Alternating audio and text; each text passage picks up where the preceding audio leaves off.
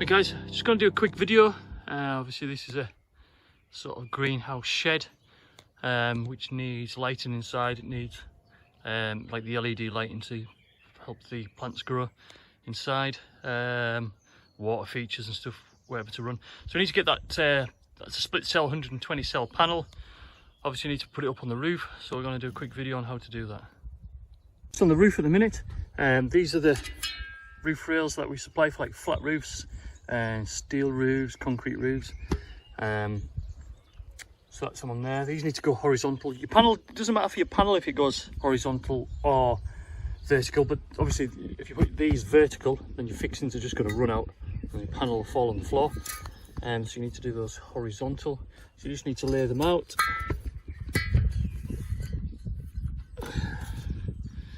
Just like so. So it's going to catch, you've got end clamps for each end. So I just need to drill these into the roof. I'll probably actually bolt these and then put a washer from behind. But yeah, let's go on and fix these.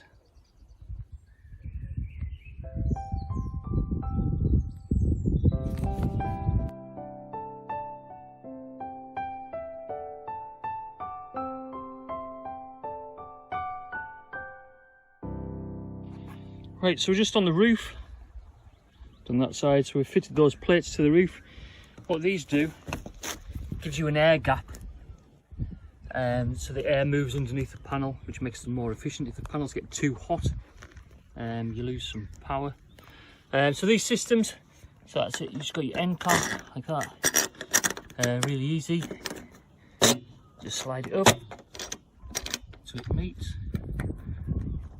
Like that, slide it up so it meets. And just screw this down and get your Allen key out.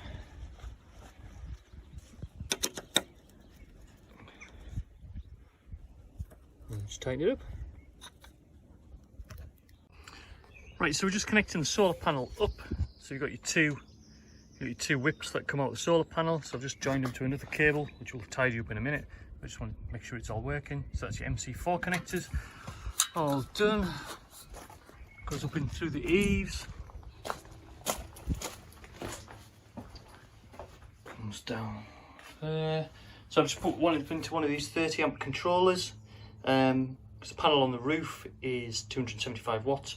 We're just using this 12 volt battery. There's actually another big battery under there, 220 amp hours, which we're going to be using. But just for testing, I've just tested it up to there. Just put some test leads on it. So just connect that up. Battery's sitting at 2.3 volts, 2.4 volts. We'll just knock the load off because we don't want any load on. That's it charging up. So that's your solar coming in. That's your battery. So let's have a look through here. So it's going to shut off at 13.8 volts. Load on. Load off. I need to change that to 12 because it's better to be at 12. 24 hours. So it's in at 12 volts, it says. That's it. This up, I've set that voltage at 12. So it's just running through, so the PV voltage coming in at the minute is 14.5 volts. Battery sitting at 14.4. It's still charging up. 23 degrees. PV 14.5. So we're just inside the obviously solar greenhouse shed. We've got a growing light. Obviously this is the controller here. It's nice and sunny outside, as you can see. So the battery's sitting at 13.7 volts. It's on a 12 volt system. What's the voltage coming in? 37.5 volts. So this comes in DC here. This comes to an AC controller. So this converts DC power, which would be like your car battery, into AC, which would use for your household appliances.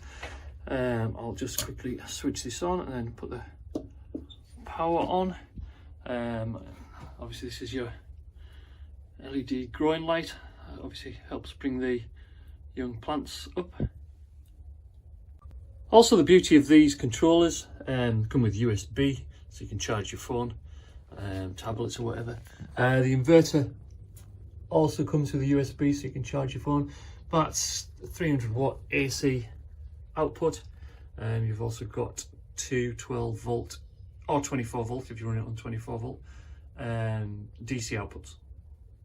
So inside the greenhouse here, it is -2 outside, 70 degrees in here. Obviously we haven't really got the heating on. So the solar power runs all the irrigation system. There's an irrigation system runs right around the top, like that, which obviously feeds the plants through the summer. There's also, you can't really see at the minute because we just took all this stuff out, loads of tomatoes, but there's a heating bed under there as well. So on sunny days you don't really have to do as much testing because obviously the sun's out, it's charging, but you need to be aware, obviously on cloudy, short days, you need to work out how much power you're actually using.